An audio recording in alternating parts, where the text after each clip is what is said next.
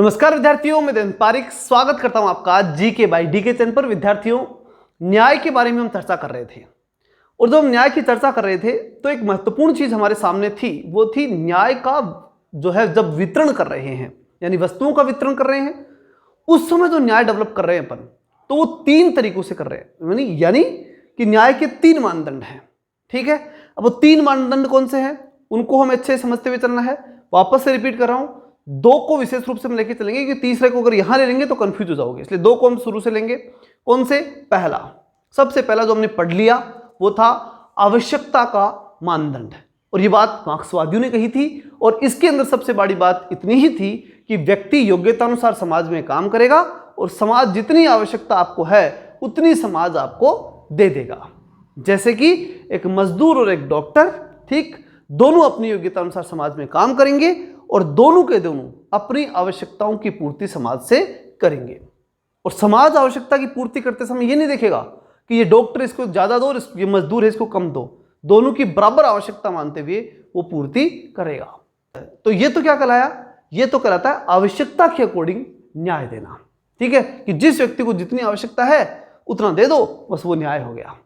अब जो दूसरा न्याय है जिस पे हम जो चर्चा कर चुके थे, स्टार्ट कर चुके थे, और रॉबर्ट नोजिक को हम पढ़ भी चुके थे उसमें, ठीक, वो था अधिकारिता या पात्रता का सिद्धांत। ठीक है, पिछली वीडियोस को आप देख सकते हैं जाकर के, पूरी प्लेलिस्ट हमने बना दी है, 18 वीडियो जो हैं इसके अंदर हमने डाल दिए हैं राजनीतिक सिद्धांत के, जिसमें हम पूरी राजनीतिक सिद्धांत तो कवर कर चुके हैं लगभग, थोड़ा बहुत बचा है वो भी हो जाएगा जल्दी ही। ठीक है, यूजीसी नेट के लिए लगातार क्लासेस चलेंगे, तो हमें विश्वास है कि हम दिसंबर तक कवर कर देंगे यूजीसी नेट का। ठीक है ना, और इधर फर्स्ट ग्रेड पॉलिटिकल साइंस का लगातार कोर्स चल ही रहा है। जिस किसी बच्चे को जो नया विद्यार्थी है फर्स्ट ग्रेड पॉलिटिकल साइंस का कोर्स चाहिए तो नंबर हम दे देते हैं, बार बार देते ही हैं, इनके ऊपर आप व्हाट्सएप पे संपर्क कर सकते हैं और वहां से अपना कोर्स ऐप के ऊपर प्राप्त कर सकते हैं। ठीक है, चलिए विषय पे आते हैं। तो बात थी दूसरे प्रकार के मानदंड की। न्याय का दूसरा मानदंड कौन सा है? अधिकारिता का मानदंड, या बोले तो पात्रता का मानदंड। अब उसमें क्या होता है? उसमें यह होता है कि व्यक्ति जो है ना वो समाज में काम करता है, और जितना काम समाज में करता है ना उस अनुपात में समाज आपको दे देगा, वितरण करेगा। किस आधार पर? जितना समाज में लोग करेंगे ना काम, उसके अकॉर्डिंग समाज सबको क्या कर देगा? वितरण करेगा। और वो न्याय का कौन सा स्तर हो गया? वितरण के न्याय का कौन सा स्तर हुआ? अर्हता के आधार पर या पात्रता के आधार पर वस्तुओं को बांट करके या वितरण करके और फिर न्याय स्थापित करना। उसमें हमने नोजिक को पढ़ लिया था, कोई दिक्कत थी नहीं, और अगर आपको डिटेल से पढ़ना है तो मैंने बता ही दिया, पिछले वीडियो में आप जाकर के पढ़ सकते हैं। लेकिन अब हम जो बात करने वाले हैं यही कौन सा? अधिकारिता या पात्रता के सिद्धांत में ही तो बड़ी बात आती है कौन सी? F.A. हैयक की, जिसके ऊपर आज हम चर्चा शुरू कर रहे हैं। उसके बाद में हम लास्ट भी आज कंप्लीट कर लेंगे, अर्हता वाला भी पूरा करने का प्रयास करेंगे। ठीक है, तो शुरुआत करते हैं हैयक की। हैयक की रचना थी लॉ, लेजिस्लेशन एंड लिबर्टी। ये किताब उन्होंने लिखी थी 1973 में। सीधा सा दिख रहा है अपने को कि कानून और फिर कानून बनाने वाले और फिर स्वतंत्रता, ये सब जो है इनके ऊपर उन्होंने जो है डिटेल से चर्चा की थी। अब बात जो आती है ना वो ये कि इनका जो मूल कंसेप्ट था हैयक का, वो क्या था? तो उन्होंने कहा था कि समूचे समाज को न्यायपूर्ण और अन्यायपूर्ण कह देना अतार्किक है, सही नहीं है। किसी भी समाज को आप ये कह दो कि समाज पूरा का पूरा ही न्यायपूर्ण है, या ये कह दो कि समाज पूरा का पूरा अन्यायपूर्ण है, तो दोनों बातें गलत है, तार्किक नहीं है, अतार्किक बात है। क्योंकि किसी भी समाज में कुछ लोग न्यायपूर्ण हुआ करते हैं और कुछ लोग अन्यायपूर्ण होते हैं, या किसी भी समाज में कुछ डिसीजन न्यायपूर्ण हो सकते हैं और कुछ डिसीजन अन्यायपूर्ण हो सकते हैं। 100% किसी भी समाज को आप जस्टिफाई नहीं कर सकते, पूरी तरह न्यायपूर्ण नहीं कर सकते, और पूरी तरह से आप ये नहीं कर सकते कि न्याय के खिलाफ ही चलते हैं, कहीं नहीं हो सकता ऐसा। थोड़ा बहुत न्याय कहीं ना कहीं आपको देखने को मिल ही जाएगा। ये कौन कहता है? हैयक कहता है। ठीक, अब अपने इस मतलब थॉट को स्पष्ट करने के लिए वो आगे क्या कहते हैं ये हमें समझना बहुत जरूरी है। तो इनके अनुसार अन्याय और दुर्भाग्य, इन दोनों में होता है अंतर। अब ये आप समझ लो कैसे होता है। हैयक कहता है कि दो कंडीशन होती है। पहली कंडीशन तो ये होती है कि व्यक्ति जो है ना वो पैदा हो गया किसी लोअर क्लास में, या कह सकते हैं कि एक आर्थिक रूप से कमजोर वर्ग में पैदा हो गया, तो ये तो है उसका दुर्भाग्य। ठीक है, और एक होता है अन्याय। अन्याय वो होता है जब राजा के सामने तो प्रजा बराबर होनी चाहिए ना, शासक के सामने सब कुछ बराबर होना चाहिए, वहां जो है वो डिसीजन मेकिंग में, निर्णय निर्माण में जब डिसीजन ले उस समय वो भेदभाव कर दे, चाहे वो किसी प्रकार का हो, कोई भी भेदभाव, छोटे छोटा भेदभाव भी अगर कर देना तो वो क्या कहलाता है? अन्याय कहलाता है। समझ में आ गई बात? तो ये दो बड़ी चीजें उन्होंने कही और इन दोनों में वो कहते हैं अंतर होता है। एक ने प्रकृति ने किया वो अन्याय नहीं है, प्रकृति ने किया वो दुर्भाग्य है उसका, उसको वैसे समझो। और अन्याय क्या है? शासक करे ना वो अन्याय है, उसने अंतर कर दिया, उसने भेदभाव कर दिया, वो अन्याय है। ये बात कौन कहता है? हैयक। इसको देख लेते हैं फटाफट, ठीक है। इनके अनुसार यानी हैयक के अनुसार अन्याय और दुर्भाग्य में अंतर होता है। क्यों होता है? क्योंकि अन्याय का अर्थ होता है किसी व्यक्ति के साथ जानबूझकर भेदभाव करना या शोषण करना, ठीक है। जबकि व्यक्ति समाज में अगर कोई वंचित है, समाज में कोई वंचित वर्ग है, ठीक है, वह क्या है? दुर्भाग्यशाली है, पहले से ही वंचित है बेचारा, तो वो दुर्भाग्यशाली कहा जा सकता है। ये मैं नहीं करा, ये कौन करा है? हैयक करे हैं, ठीक है। अब अगली बात आती है, हैयक के अनुसार सामाजिक न्याय क्या है? सामाजिक न्याय है मृगमरीचिका। बहुत ही महत्वपूर्ण लाइन है। ये किसने कहा? सीधा प्रश्न आता है कि सामाजिक न्याय को मृगमरीचिका किसने कहा? तो किसने कहा था? हैयक ने कहा था। क्यों, कैसे? वो देखो कि भाई आप सामाजिक न्याय करने गए तो सामाजिक न्याय आपने देखा कि समाज में अन्याय हो रहा है, उसको दूर किया, तब तक आपको फिर मालूम पड़ेगा समाज में कि वहां उस क्षेत्र में या वहां कहीं ना कहीं और अन्याय हो रहा है। फिर उस अन्याय को आप दूर करने गए तो उसको पूरा करोगे, तब तक आपको फिर दिख जाएगा क्या? अन्याय। तो कहने का मतलब एक अन्याय को पूरा करोगे तब तक फिर नया अन्याय आपके सामने दिख जाएगा। कहने का मतलब सामाजिक न्याय जो है वो पूरी तरह से समाज में संभव नहीं है। ये बात तो कहना चाहते हैं कौन? हैयक। क्योंकि उन्होंने स्पष्ट पहले ही कर रखा है कि समूचे समाज के अंत को न्यायपूर्ण नहीं कर सकते, पूरी तरह समाज में न्यायपूर्ण आ ही नहीं सकता, कहीं ना कहीं गड़बड़ रही जाएगी। और नहीं पूरी तरह क्या होगा कि हम ये कर सकते कि पूरा पूरा समाज ही क्या हो गया? अन्यायपूर्ण ही है, ऐसा भी संभव नहीं है, ठीक है। तो मृगमरीचिका किसने कहा था न्याय को, सामाजिक न्याय को? हैयक ने कहा था। अगली बात जो महत्वपूर्ण है वो क्या? हैयक ने राज्य द्वारा व्यक्तियों को न्यूनतम वस्तुएं प्रदान करने का समर्थन किया। उसने पूरी तरह से मना नहीं किया कि न्यूनतम आवश्यकताएं पूरी करो ही मत, उसने कहा करो, लेकिन यह न्याय के नाम पर नहीं होना चाहिए। यह कह के मत करो कि हमने जो है वो न्यूनतम आवश्यकताएं पूरी कर दी और इसका मतलब हमने व्यक्तियों के प्रति न्याय कर दिया। क्योंकि इस बात से, केवल इस बात से आप ये नहीं कर सकते कि समाज में न्याय हो गया। इतनी सी बात से न्याय नहीं आता समाज में। केवल मूलभूत आवश्यकताओं की पूर्ति कर देने मात्र से या व्यक्तियों की आवश्यकताओं की पूर्ति जो है वो कर देने मात्र से न्याय कभी नहीं आएगा। तो फिर न्याय किस में आएगा? क्या है न्याय? तो उसके लिए वो एक बात और स्पष्ट करते हैं कि कहां पर न्याय नहीं होगा। पहले वो स्पष्ट इस बात को करते हैं कि आप किसको न्याय नहीं मानेंगे, फिर उसके बाद वो अपनी बात स्पष्ट करते हैं कि किसे हम न्याय मान सकते हैं। तो एक बात उन्होंने कह दी ना हैयक ने कि किसे न्याय नहीं मानेंगे, कि मार्क्स वाले न्याय को, यानी आवश्यकताओं की पूर्ति कर देने को न्याय नहीं मानेंगे वो, ठीक है। हालांकि राज्यों को करना चाहिए मूलभूत आवश्यकताओं की पूर्ति, खुद हैयक कहते हैं कि राज्यों को मूलभूत आवश्यकताओं की पूर्ति करनी चाहिए, लेकिन उस करने मात्र से न्याय नहीं आएगा। तो फिर आगे वो कहते हैं कि हैयक के अनुसार बाजार की प्रक्रिया और परिणामों को नैतिक रूप से विश्लेषित करना सामान्यतः अवैधानिक है। बाजार की जो प्रक्रिया है ना, बाजार की प्रक्रिया का मतलब कि न्याय के ऊपर ही, मतलब न्याय को वो बाजारी पद्धति से स्पष्ट करना चाहते हैं। जब बाजार में क्या होता है, बाजार में होता है आपके पास अगर 5 रुपए है तो दुकानदार को 5 रुपए दिए और वो दुकानदार 5 रुपए जितनी ही चीज आपको देगा, क्या हो गया? न्याय। ये मार्केट का न्याय होता है, यही होता है जो बाजारी न्याय जिसे बोलते हैं वो ये होता है। तो हैयक कहते हैं कि इस न्याय को आप ये मत कहो कि नैतिक न्याय है, वो कोई नैतिक न्याय नहीं है, वो बिल्कुल एक तरह से साइंटिफिक और एक मशीनरी न्याय है। यही तो हुआ, वो तो रोबोटिक न्याय है एक तरह का। आपने पैसे दिए, उसने चीज दी, बात खत्म। उसमें कोई नैतिकता या कुछ और कोई एथिक लग रहा है क्या? कुछ नहीं उसमें एथिक।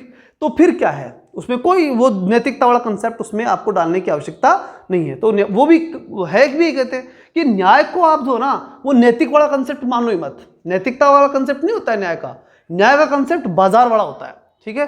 तो वो यही बात समझाना चाहते हैं कि हैयक के अनुसार बाजार की प्रक्रिया और परिणामों को नैतिक रूप से विश्लेषित करना सामान्यतः अवैधानिक है। और वो आगे कहते हैं कि हैयक के अनुसार सामाजिक न्याय जैसा कोई शब्द नहीं होता। वो कहते हैं सामाजिक न्याय तो एक मृग तृष्णा है, कभी पूरी नहीं होगी, कभी सामाजिक न्याय कर ही नहीं पाओगे आप, क्योंकि सामाजिक न्याय थोड़ा बहुत किया फिर समाज में कहीं ना कहीं न्याय दिख जाएगा। तो सामाजिक न्याय जैसा कोई कंसेप्ट नहीं होता, उसके चक्कर में फंसो ही मत। तो फिर कहां जाओ? सीधे मार्केट में जाओ, बिल्कुल न्याय वही होता है, जितने पैसे दिए उतना सामान मिला, इस प्रकार का न्याय आप लेके आओ, यानी बाजारी न्याय। की अवधारणा किसने दी थी? हैयक ने। क्लियर? नैतिकता कंसेप्ट बिल्कुल नहीं होना चाहिए, ठीक है, स्पष्ट रूप से उन्होंने मना कर दिया कि न्याय में नैतिकता नहीं होती। और नैतिकता आएगी तो आप सामाजिक न्याय की बात करोगे ना कि भाई गरीब को दो, ये नैतिकता वाला कंसेप्ट होता है, लेकिन वो नहीं मानता इसको। वो कहते हैं कि मूलभूत आवश्यकताएं पूरी करो, राज्य का काम है। लेकिन ये एक बात कह देना कि मैंने गरीब की आवश्यकता की पूर्ति कर दी इसलिए समाज का न्याय कर दिया, ये न्याय नहीं है। सामाजिक न्याय होता ही नहीं है कुछ, क्योंकि वो तो अगर आपने एक बात समाज की एक आवश्यकता की पूर्ति की, कल समाज दूसरी आवश्यकता के बारे में कह देगा, उसकी आवश्यकता पूरी हो जाएगी क्या? नहीं होगी, क्योंकि वो तो मृग तृष्णा है और वो कभी पूरी होगी नहीं। इसलिए है कहते हैं कि सामाजिक न्याय का कोई कंसेप्ट नहीं होता है। वो तो सिर्फ वोट लेने के लिए लोग कहते हैं कि आप बिजली का बिल माफ कर दो, ये कर दो, या 2 रुपए किलो गेहूं दे दो। ये सब चीजें जो होती है ना, ये सामाजिक न्याय माना जाता, अकॉर्डिंग टू हैक बोल रहा हूं, ठीक है ना, कि ये सब चीजें सामाजिक न्याय में मानी जाती हैं। वास्तव में ये नहीं होती, क्योंकि अगर एक चीज की पूर्ति कर दोगे ना तो समाज दूसरी चीज की मांग उठा देगा। इसलिए कभी भी सामाजिक न्याय के चक्कर में फंसने की आवश्यकता ही नहीं है। फिर कौन से न्याय में? बाजारी न्याय में जाइए। सीधी बात है, जितना दो उतना लो, ये न्याय होना चाहिए। तो हैक के अनुसार सामाजिक न्याय जैसा कोई शब्द नहीं होता। स्वतंत्र विनिमय वही स्वच्छ विनिमय है। स्वतंत्र विनिमय स्वच्छ विनिमय है।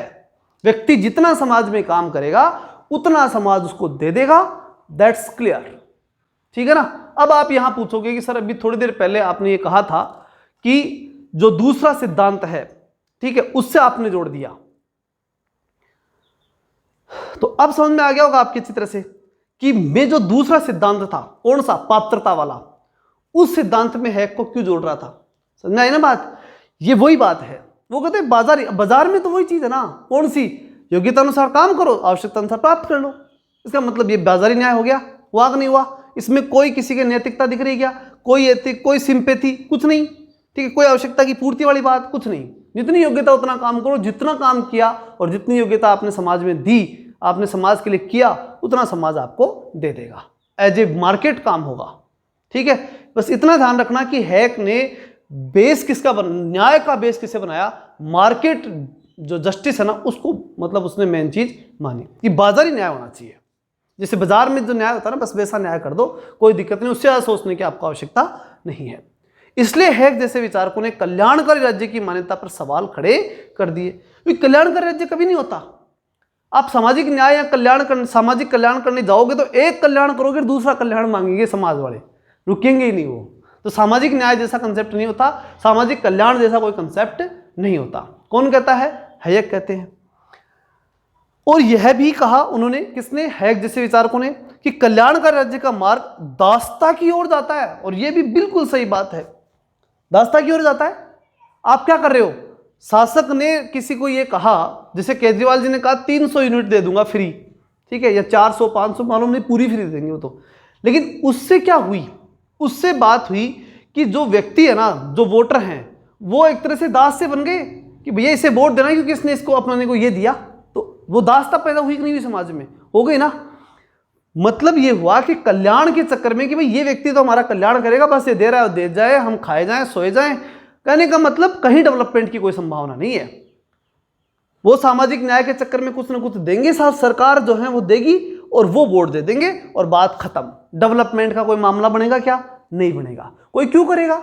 डेवलपमेंट के लिए कोई इच्छा ही नहीं करेगा, उसको आवश्यकता ही नहीं है, वो आगे बढ़ने की कोशिश ही नहीं करेगा, ठीक है। तो इसलिए अब मार्केट जस्टिस होगा, बिल्कुल खुले मार्केट में आप छोड़ दोगे तो अपने आप को बचाने के लिए संघर्ष व्यक्ति करेगा और कुछ न कुछ नया करेगा, कुछ न कुछ सीखेगा और आगे बढ़ेगा। संघर्ष करके, बिल्कुल ये पक्की बात है कि संघर्ष होगा, आसान जीवन तो नहीं होगा, लेकिन कुछ प्राप्त भी करेगा, ये भी पक्की बात है। कुछ न किसी लायक बनेगा वो, ये भी पक्की ही बात होती है। संघर्ष करेगा तो लायक बनेगा ना, बड़ा बड़ा व्यक्ति कहां से लायक बनेगा, ठीक है। ये चीज महत्वपूर्ण इसमें मानी जाती है कि इसके अंदर ये जो पात्रता सिद्धांत है ना, अधिकारिता सिद्धांत, कि मेरी ये चीज है, ठीक है ना, ये मैंने कमाई है, ये बहुत बड़ी बात होती है, ये अपने आप में बहुत बड़ी बात होती है। तो इस प्रकार से जो है वो बाजारी न्याय या फिर अधिकारिता न्याय या पात्रता सिद्धांत, ये सब आपको ध्यान में रखने हैं। यानी इतना समझ लो कि जो दूसरा पार्ट अधिकारी, जो न्याय को वितरित करने का दूसरा पार्ट अधिकारिता वाला, उसमें दो व्यक्ति प्रमुखता आएंगे, एक तो नोजिक और एक हैयक।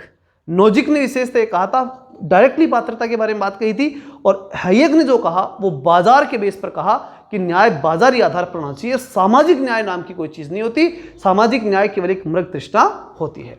आगे बढ़े, चलिए अब जो बात आती है ना, वो आती है तीसरे न्याय के जो मानदंड था उसके ऊपर हम चर्चा अब करेंगे। तीसरा क्या है? वो है अर्हता के आधार पर वितरण। यानी वितरण करते समय अब आपको क्या देखनी है?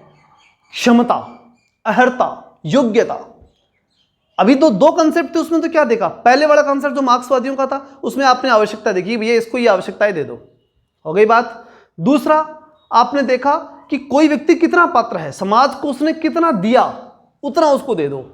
ठीक है, समझ में आई बात? इसके अंदर हमने बाजारी आधार तक बात कर ली। ठीक है, तो दो बातें हो गई। अब तीसरा जो है ना, वो अर्हता, क्षमता या योग्यता का है। किसी व्यक्ति ने समाज के लिए कुछ नहीं किया, ठीक है, जैसे मानिए कि आप और मैं जब कंपटीशन की दुनिया में जाते हैं या किसी कंपटीशन की एरिया में हम जा रहे हैं, मैंने दिया या आप दोगे, ठीक, या फिर कोई भी XYZ कोई भी हो सकता है। आप मान लीजिए आप कॉलेज लेक्चर या स्कूल लेक्चर बनना चाहते हो, ठीक, अभी तक आपने समाज को क्या दिया? कुछ नहीं दिया, कुछ भी नहीं दिया ना, ठीक है। आपने अपनी तैयारी की, तैयारी कर रहे हो, सब्जेक्ट पे कमांड कर रहे हो, खुद ही कर रहे हो, समाज में कुछ नहीं दे रहे हो, अभी तक आप नहीं दे रहे ना। आपको बना दिया असिस्टेंट प्रोफेसर या लेक्चर बना दिया। अब आप स्कूल में जाके पढ़ा रहे हो, ठीक है। अब पढ़ा रहे हो ना आप, वो चीज यानी वो लेक्चर या प्रोफेसर आपको समाज ने बना दिया। किस बेस पे बनाया?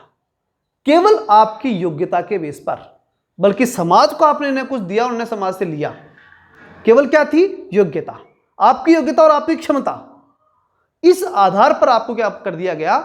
समाज में एक जिम्मेदारी, एक पद और एक पावर, या बोल सकते हैं कि आपको कुछ दे दिया गया समाज में। समाज द्वारा ही दिया गया ना आपको, तो दिया तो जा रहा है समाज के द्वारा है ना आपको। राज्य मतलब समाज का ही तो पार्ट है भाई। राज्य कौन है? समाज द्वारा बनाई गई एक संस्था, वो आपको नौकरी दे रही है। तो इसका मतलब क्या है कि समाज ही आपको नौकरी दे रहा है, और वो दे किस आधार पर है? आपकी योग्यता और क्षमता के आधार पर।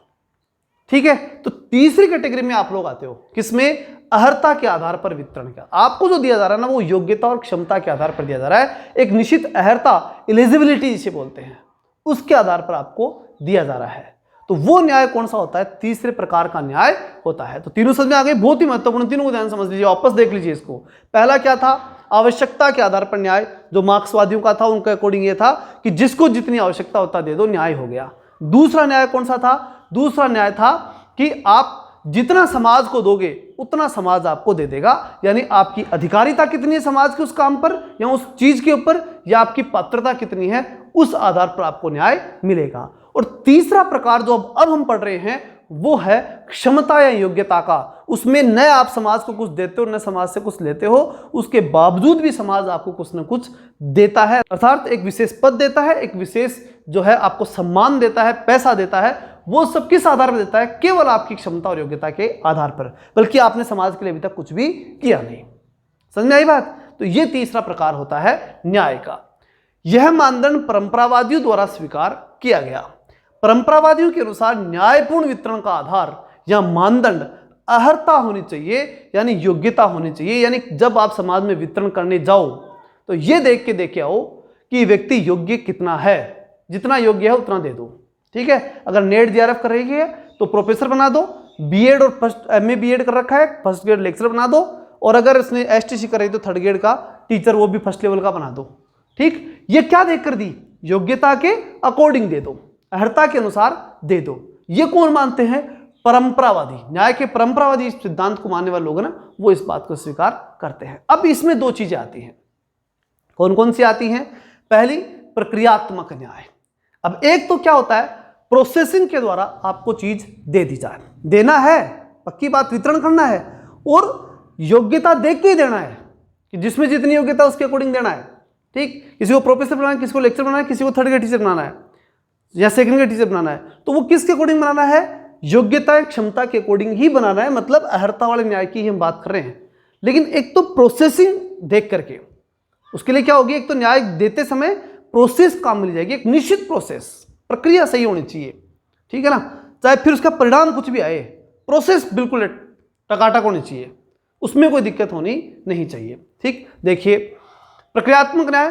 प्रक्रियात्मक न्याय मूलतः है औपचारिक या वैधानिक न्याय है। जैसे कंपटीशन एग्जाम के लिए फॉर्म भराया, एग्जाम दिलाई और रिजल्ट निकाल करके आपको ज्वाइनिंग दे दी। अब उसके बीच में कहीं फर्जीवाड़ा कर दिया, पेपर आउट करा दिया, कोई दिक्कत नहीं, क्योंकि वो तो भाई प्रोसेस तो बराबर चल रही है ना, पीछे से कुछ गड़बड़ हो गई वो हो गई, उसके ऊपर ध्यान नहीं देते ये लोग। कौन? प्रक्रियात्मक न्याय वाले। प्रोसेस सही होनी चाहिए, प्रोसेस में कहीं गड़बड़ नहीं होनी चाहिए। तो प्रक्रियात्मक न्याय मूलतः औपचारिक या वैधानिक न्याय है। प्रक्रियात्मक न्याय में समकालीन उदारवादी विश्वास करते हैं कि प्रोसेस बिल्कुल सटीक होनी चाहिए, प्रोसेस में गड़बड़ बिल्कुल भी नहीं होनी चाहिए, औपचारिकता, फॉर्मेलिटी बिल्कुल सही। ठीक, पीछे से क्या हो रहा है, गड़बड़ हो गई, घोटाला हो गया, वो कोई विषय नहीं है। ठीक है ना, इनके अकॉर्डिंग सीधी बात है, प्रक्रियात्मक न्याय के अकॉर्डिंग प्रोसेस बिल्कुल सही होनी चाहिए, फॉर्मेलिटी जो भी करनी है वो सिस्टमेटिक ही होनी चाहिए। दूसरी बात, इसमें सेवाओं, पदों और वितरण का आधार अधिकार को माना जाता है कि भाई कोई व्यक्ति को अधिकार है या नहीं। जैसे जो नेट जेआरएफ कर रखा है या पीएचडी कर रखा है उसको ही अधिकार है कि वो असिस्टेंट प्रोफेसर की एग्जाम दे सकता है। ठीक है ना, एक एमए बीएड और फर्स्ट सब्जेक्ट के अंदर जो है एमए बीएड है तो वो व्यक्ति जो है क्या कर सकता है, अपने फर्स्ट ग्रेड लेक्चर बन सकता है। ये क्या है, ये उसका अधिकार है, इसलिए वो कर सकता है ऐसा। ठीक है, यहां अधिकार का मतलब ये है क्षमता या योग्यता का। ठीक है ना, उसे अधिकारिता से मत जोड़ लेना। कौन सी से? जो पहले वाला जो कंसेप्ट था जिसमें क्या होता है, समाज के लिए जितना करोगे समाज उतना देगा, वो कंसेप्ट वहां था जिसमें रॉबर्ट नॉजिक और उसके बाद में हमने एफ.ए. हैयेक की बात की थी, वो वहां थे। ठीक है ना, उनको यहां डिस्टर्ब मत करना। अब हम बात करते हैं किसकी, कि प्रक्रियात्मक न्याय में क्षमता के ऊपर बल दिया जाता है। ये बात तो समझ में आ रही है ना। बाजारवादी अर्थव्यवस्था या पूंजीवादी अर्थव्यवस्था को महत्वपूर्ण माना जाता है। सामाजिक न्याय को यहां कोई मतलब नहीं है। किसकी बात हो रही है? प्रक्रियात्मक में। प्रक्रिया सही होनी चाहिए, प्रोसेस बिल्कुल सही होनी चाहिए, प्रोसेस में गड़बड़ नहीं होनी चाहिए। जैसे बाजार के अंदर हम जाते हैं, 5 रुपए दिए, 5 रुपए की चीज ली, दैट्स क्लियर, ये प्रक्रिया बराबर सही है। ऐसी ही प्रक्रिया होनी चाहिए। प्रक्रियात्मक न्याय का मतलब प्रोसेसिंग में गड़बड़ न हो। क्लियर?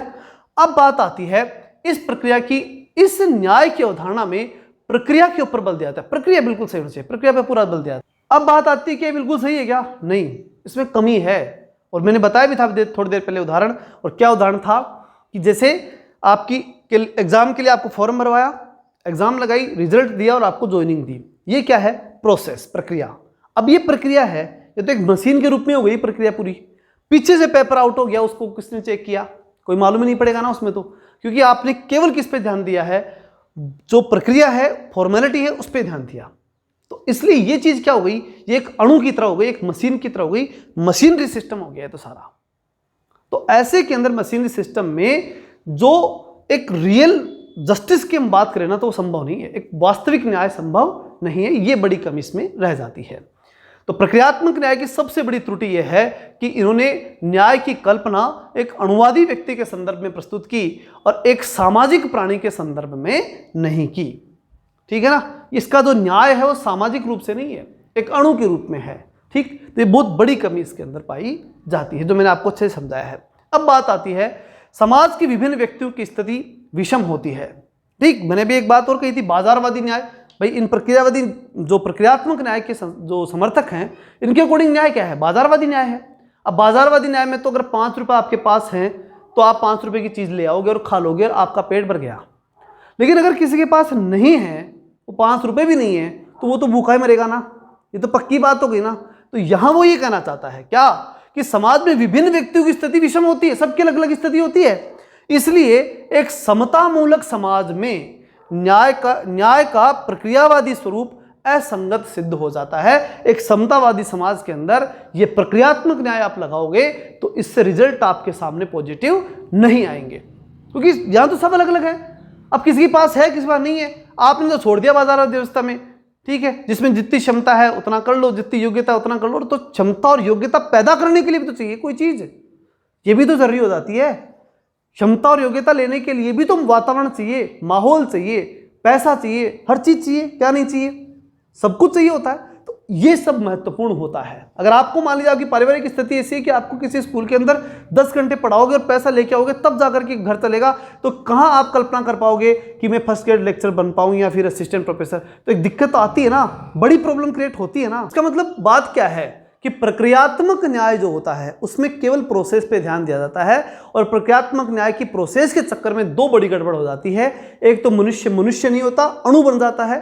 ठीक, और दूसरी बात यहाँ ये हो जाती है कि समाज में सारे लोग समान होते नहीं। आप बाजारवादी तरीके से न्याय देने चलोगे तो आधे लोग तो ऐसे ही मर जाएंगे। तो ये बड़ी कमी इसके अंदर पाई जाती है। अब बात आती है तत्वात्मक न्याय की। किसकी बात आती है? तत्वात्मक न्याय। तत्वात्मक न्याय क्या है? इसमें यह देखा जाता है, जैसे प्रक्रियात्मक न्याय था, प्रक्रियात्मक न्याय में क्या था? प्रोसेसिंग ज्यादा महत्वपूर्ण थी। अब तत्वात्मक न्याय है। तत्वात्मक न्याय के अंदर वो जो औपचारिकता है ना वितरण की, भाई देना तो कैसे है? क्षमता के अकॉर्डिंग देना है। ये तो बड़ी बात है कि जितनी क्षमता और योग्यता उसके अकॉर्डिंग ही देना है, ये तो पक्की है। लेकिन जो महत्वपूर्ण बात आती है वो ये कि अब की बार हम प्रोसेस पे उतना जोर नहीं देंगे, हम अब की बार देंगे तत्व पे जोर। ठीक है, कि वास्तविकता में किसे देना चाहिए। जैसे कि ये किससे जुड़ी हुई, ज्यादातर ये मार्क्सवादियों से जुड़ा हुआ कंसेप्ट है। तत्वात्मकता जो है वो मार्क्सवाद में जाके प्रवेश कर जाती है एक तरह से। ठीक है, जो शुरुआती था ना आवश्यकता वाला कंसेप्ट, उसमें चली जाती है। इसलिए पूरी तरह से तत्वात्मक न्याय को हम अर्हता वाले कंसेप्ट में, यानी क्षमता और योग्यता के आधार पर वितरण वाला जो कंसेप्ट है उसमें पूरी तरह से काउंट नहीं करते, लेकिन पढ़ने के दृष्टिकोण से उसमें इसको उसी के अंदर रखते हैं। किसमें? अर्हता अथवा योग्यता के अकॉर्डिंग वितरण वाले में ही रखते हैं। चलिए देखते हैं। तत्वात्मक न्याय की बात करें तो इसका अभिप्राय है सामाजिक और आर्थिक न्याय। सामाजिक आर्थिक रूप से क्या होना चाहिए? न्याय होना चाहिए। सामाजिक रूप से देखिए और आर्थिक रूप से देखिए कि इस व्यक्ति को कितनी जरूरत है। उसमें प्रक्रिया नहीं लेंगे आप काम में, उसमें आवश्यकता, योग्यता। भाई योग्यता तो लोगे, ये तो मेन कंसेप्ट है ना, अर्हता वाले का तो मेन कंसेप्ट तो यही है। क्या? क्षमता और योग्यता। अब क्षमता और योग्यता को देखते हुए आप वितरण करने जा रहे हो, लेकिन उस दौरान आप थोड़ा बहुत एडजस्टमेंट करोगे। वो एडजस्टमेंट क्या? जैसे आपने वैकेंसी निकाली, क्षमता और योग्यता के अकॉर्डिंग निकाली कि भाई असिस्टेंट प्रोफेसर के लिए नेट होनी चाहिए, फर्स्ट ग्रेड के लिए पॉलिटिकल साइंस के विद्यार्थी के लिए क्या होना चाहिए? नेट एमए और बीएड होना चाहिए। ये आपने कर रखा है, व्यवस्था कर दी, योग्यता तय कर दी, क्षमता तय कर दी। ठीक है, अब इस दौरान आपने आरक्षण दिया ना, SC ST OBC को आरक्षण दिया, AWS का आरक्षण दिया। ये जो आरक्षण दे रहे हो ना, ये क्या है? ये तत्वात्मक न्याय की तरफ जा रहा है। वो आपने ये देख करके दिया कि इसको आवश्यकता ज्यादा है। हालांकि आप योग्यता के आधार पर ही दे रहे हो, क्षमता के आधार पर दे रहे हो, लेकिन उसमें आपने क्या चीज डाल दी? वो आवश्यकता वाला कंसेप्ट डाल दिया ना, वो तत्वात्मक न्याय की तरफ आप चले गए। तो देखिए, इसमें तत्वात्मक न्याय का अभिप्राय सामाजिक आर्थिक न्याय से है। तत्वात्मक न्याय में व्यक्ति की मूलभूत आर्थिक आवश्यकताओं की पूर्ति का प्रयत्न किया जाता है, ये देखा जाता है। हालांकि ये चीज मैं फिर कह दूं योग्यता और क्षमता के अकॉर्डिंग ही होगी, लेकिन जो महत्वपूर्ण चीज है वो यहां ये कि वो जो मार्क्स वाली बात थी ना, आवश्यकता वाली, वो भी इन लोगों ने अपना ली। क्षमता के साथ साथ उस आवश्यकता वाला फर्स्ट कंसेप्ट था ना, उसको भी उन्होंने अपने आप में शामिल कर लिया। और ये कहते हैं कि मूलभूत आवश्यकता की तो पूर्ति आपको करनी ही होगी। तो तत्वात्मक न्याय का मतलब सीधा समझ लो, सामाजिक आर्थिक न्याय। ये शब्द आप उसके लिए काम में ले सकते हो। ठीक है, तो सामाजिक आर्थिक न्याय या फिर मूलभूत आवश्यकताओं की पूर्ति करने वाला न्याय। अतः तत्वात्मक न्याय की संकल्पना अवसर की समानता पर आधारित है। अवसर की समानता पर आधारित ही हुआ ना, SC ST OBC को आरक्षण देना एक तरह से अवसर की समानता है। क्यों है? क्योंकि वो लोग काफी दबे कुचले थे और उन लोगों को ऊपर उठा करके आपको देना। अतः तत्वात्मक न्याय की संकल्पना अवसर की समानता पर आधारित है। ये बात हमें समझनी है। अब समझ में आया होगा अच्छी तरह से कि भाई अवसर की समानता मतलब SC ST OBC को जो AWS को आरक्षण दिया है, वो आरक्षण क्या दिया है, किस आधार पर दिया? अवसर की समानता के लिए दिया। क्यों? क्योंकि वो जो लोग थे ना, वो दबे कुचले थे, पिछड़े थे, या फिर उनके साथ अब तक की स्थिति अच्छी नहीं थी, इसलिए उनको बराबर अवसर, वास्तव में बराबर अवसर मिल सके। अभी जो हमने प्रक्रियात्मक न्याय पढ़ा उसमें क्या थी? औपचारिकता पे बल था, लेकिन यहां ये लोग औपचारिकता पे बल नहीं दे रहे, ये करे कि अवसर की समानता दो। जो दबे कुचले लोग थे या जो AWS के अंदर जो वास्तव में जो कहने को तो जाति का आधार बहुत ऊपर थे, लेकिन उनकी कमाई बहुत कमजोर थी, बेचारे बहुत गरीब लोग भी रह गए थे कुछ, तो उनको क्या दे दिया आपने? आरक्षण देकर के, और उनकी स्थिति सुधार दी। तो ये क्या है? ये वो है कि आपने क्या दे दिया? अवसर की समानता आपने उनको दे दी, एक मौका दे दिया कि वो अपने आप को साबित कर पाए। ठीक है, तत्वात्मक न्याय का मतलब है सामाजिक आर्थिक न्याय। इस बात को अच्छे से ध्यान रखना, इसमें अवसर की समानता के ऊपर बल दिया जाता है। तीसरी बात इसमें ध्यान रखना, लेकिन तत्वात्मक न्याय का क्रांतिकारी स्वरूप, अब यह क्रांतिकारी स्वरूप अपना लिया मार्क्सवादियों का। अब मतलब जो तत्वात्मक न्याय को अपनाते अपनाते जो है कुछ लोगों ने मार्क्स को अपना लिया, आए तो थे वो क्षमता और योग्यता के अकॉर्डिंग वितरण करनी, ये क्षमता और योग्यता के अनुसार हम वितरण करेंगे और वितरण करते समय हम थोड़ा सा ये ध्यान रखेंगे कि सामाजिक न्याय हो और सबको कुछ ना कुछ अच्छा मिल जाए, ये करने आए थे वो, ठीक है। लेकिन अब इनमें कुछ उग्र विचारधारा के लोग निकल गए, किनमें, इन तत्वात्मक न्याय वालों में, और वो सीधे किससे जाए कनेक्ट हो गए, मार्क्सवाद से। क्योंकि मार्क्स ने भी तो कुछ ऐसा ही तो कहा था, उसने कहा था कि विश्व के मजदूरों को जाओ क्रांति करके पूंजीपतियों को नष्ट कर दो, सारी संपत्ति तुम्हारी। तो इसका मतलब वही तो था ना कि जो कमजोर लोग हैं वो जाकर के सारी संपत्ति पे कंट्रोल कर रहे हैं, यही बात हुई। तो वो भी तो उग्र जो तत्वात्मक न्याय वाले लोग थे उन लोगों ने मार्क्सवाद को ज्यादा स्वीकार कर लिया। तो इसलिए तत्वात्मक न्याय का जो क्रांतिकारी स्वरूप है उसे मार्क्सवादी विचारकों ने माना था। उनके अनुसार न्याय का अभिप्राय किनके अनुसार, तत्वात्मक न्याय के क्रांतिकारी स्वरूप के अनुसार, या बोल सकते हैं मार्क्सवादियों के अनुसार, क्या था, पूंजीवादी व्यवस्था पूर्णतः उन्मूलन कर देना है पूंजीवादी व्यवस्था का, तो और उनका नाश, उन्मूलन नहीं विनाश कर देना है, और उस पर किसका नियंत्रण हो जाएगा, मजदूरों का नियंत्रण हो जाएगा। अगली बात, अतः ये एक ऐसी साम्यवादी समाज की कल्पना करते हैं, कौन, मार्क्सवादी बोल दो और चाहे उग्र तत्वात्मक न्याय के समर्थक बोल दो, वो लोग क्या कहते हैं कि ऐसे समाज की कल्पना होनी चाहिए जिसमें उत्पादन के साधनों पर पूरे समाज का नियंत्रण हो। ठीक है, कहने का मतलब मैं सीधा कह सकता हूं कि उग्र तत्वात्मक न्याय वाले जो विचारक है ना वो सीधे मार्क्सवादी ही बन गए, या मार्क्सवादियों ने उग्र तत्वात्मक न्याय को स्वीकार कर लिया। एक ही बात है, कोई नई चीज, कोई चेंजिंग इसमें नहीं मानी जाएगी। क्लियर है चीज। अब आगे बढ़ते हैं।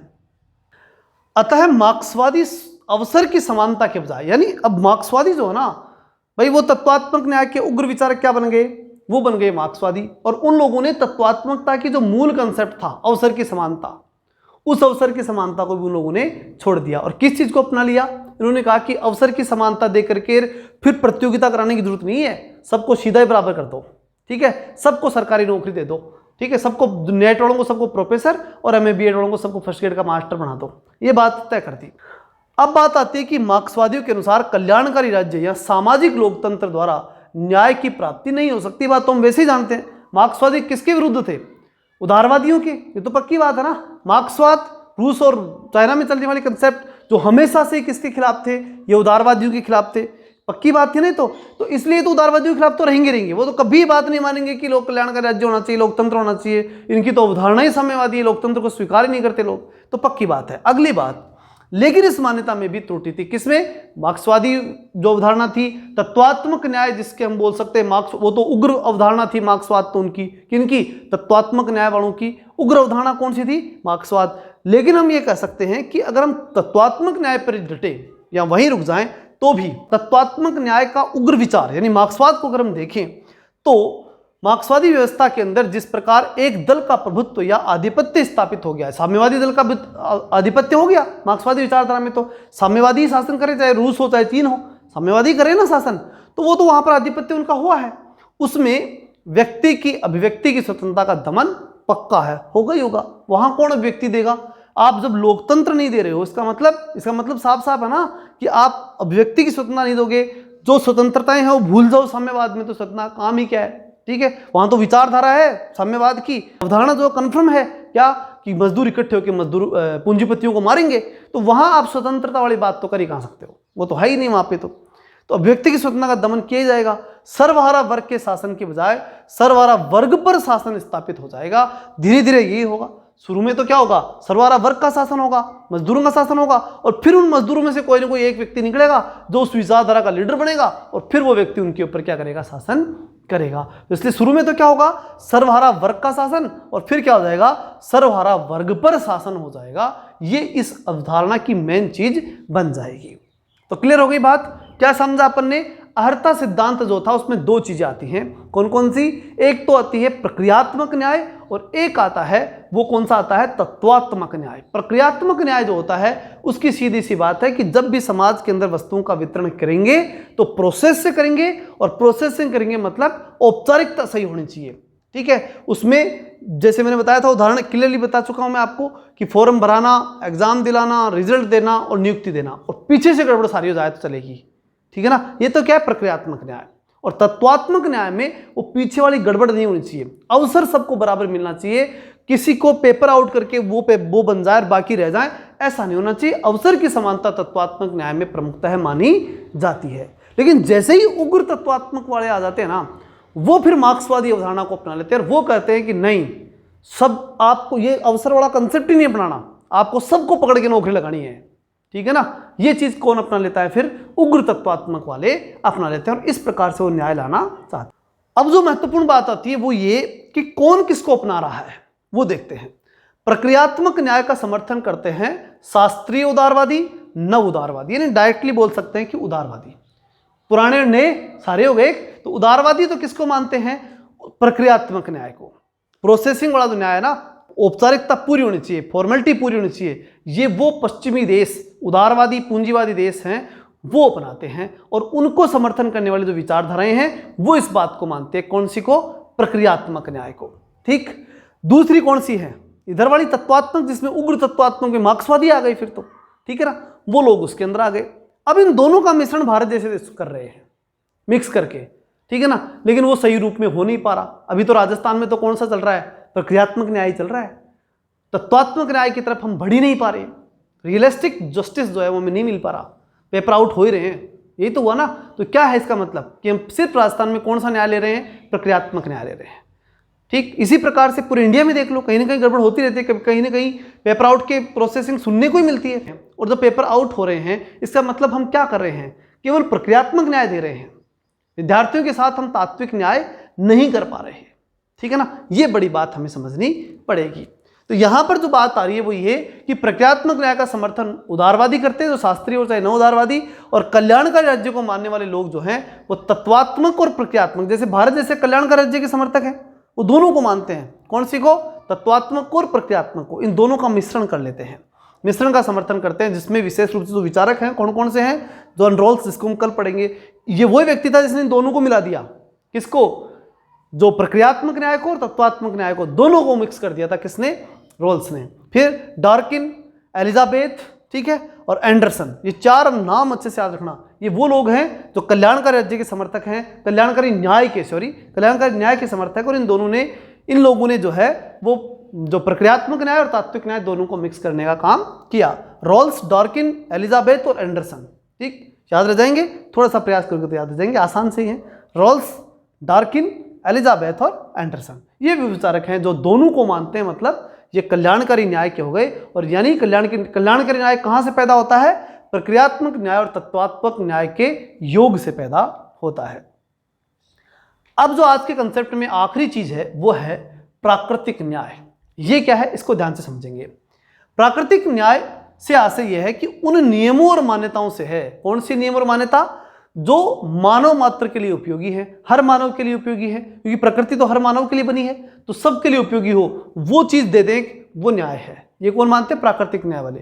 ये संभव है कि उनका वर्णन संविधान या विधि में न हो, संविधान में, विधि में या व्यवस्थाओं के अंदर वो चीज न हो, लेकिन हम माने कि प्रकृति है, प्राकृतिक रूप से चीज इसके पास होनी चाहिए।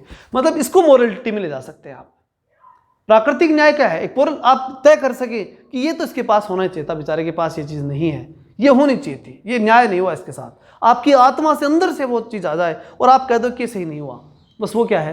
प्राकृतिक न्याय। प्राकृतिक न्याय के लिए कुछ सोचना नहीं पड़ता, प्रकृति के आधार पर ही हम डिसाइड करते हैं और उसका कोई कहीं वर्णन नहीं करना पड़ता, किसी संविधान में कहीं और नहीं बताना पड़ता। हम मन से ही कह देते कि ये न्याय हो रहा है, ये नहीं होना चाहिए, वो प्राकृतिक न्याय है। प्राकृतिक न्याय में अंतर्निहित अर्थ क्या है? उसका मतलब क्या होता है? किसी भी व्यक्ति को बिना सुनवाई के दंडित नहीं किया जा सकता। अगर ऐसा हो गया तो हम क्या कहेंगे? अगर बिना किसी की सुनवाई के अगर उनसे दंड दे देंगे तो उनके मन में क्या आएगा कि इसके साथ अन्याय हो गया, हम कह देंगे नहीं बात। दूसरी बात, दंड देने वाली संस्था आधिकारिक और वैध होनी चाहिए। कोई भी दंड देने वाली संस्था हो वो सही होनी चाहिए, तब हम कहेंगे कि हाँ इसके साथ न्याय हुआ है। और अगर दंड देने वाला कोई भी व्यक्ति किसी को गोली मार के चला जाए और कह दे कि मैंने इसको जो है दंड दिया है, इसने ये अपराध किया था और मैंने इसको गोली मार दी, क्या आप उसे सही मानेंगे? नहीं मानेंगे। नेचुरली आप प्राकृतिक रूप से कह देंगे कि यह न्याय हुआ है। और तीसरी बात, दंड तार्किक और उचित होना चाहिए, मनमाना नहीं। कोई भी कैसे ही दंड दे जाए वो नहीं होना चाहिए, तार्किक होना चाहिए, उचित होना चाहिए। जितना उसने काम किया उसके अकॉर्डिंग ही उसे दंड मिलना चाहिए। तो ये क्या है? नेचुरल बात है, इतना ही होना चाहिए। तो ये जो है वो से क्या कहेंगे आप? प्राकृतिक न्याय कहेंगे। कहने का मतलब स्वाभाविक रूप से न्याय को हम स्वाभाविक मान लें कि ये न्याय हुआ है और स्वाभाविक हम ये भी कह दें कि ये अन्याय हुआ है। बस वही क्या है, न्याय और अन्याय का कंसेप्ट यहाँ पर ये बन पाता है। क्लियर, अच्छी तरह समझ में आ चुका होगा।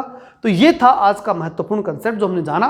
कल हम जॉन रॉल्स के बारे में और बाकी जो बच गए उसको कल कंप्लीट कर देंगे। कल यानी कि न्याय का हम पूरा कंसेप्ट कवर कर देंगे। आशा है बहुत अच्छा लगा होगा, बहुत अच्छा समझ में भी आया होगा। अगर अच्छा लगा तो लाइक ज़रूर करें और अधिक से अधिक विद्यार्थियों के पास भेजें।